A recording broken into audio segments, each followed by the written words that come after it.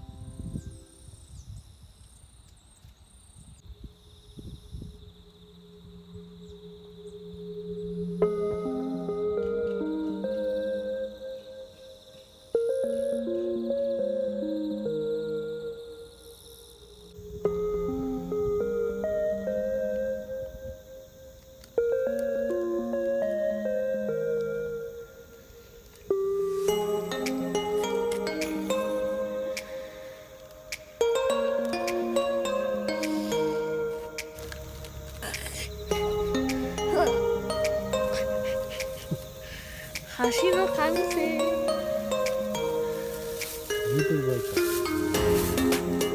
お、ただ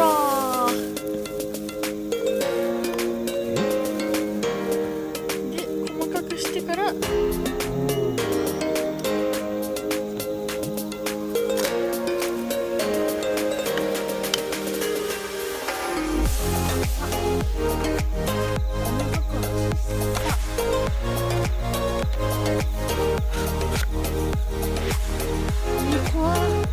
ちょっとそっち側にもついてるのみたいな。すごい。こっちの方が大きい気がする。マッチの付け方習った？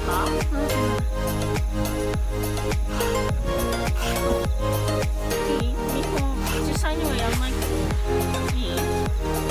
こうやったら折れるからこうなの。こうやって斜めに当てて怖い怖い怖い。熱くない？ついたら手についたら熱い。じゃあママやる？じゃあ2本使おう。あ、うん、分かった。ママやってじゃん。じゃあママだね。いくよ。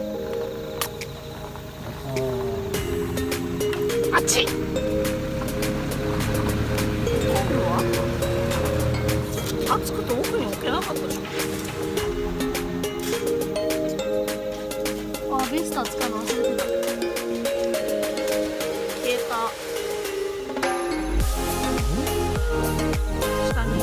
下に入れすぎた。怖いよ。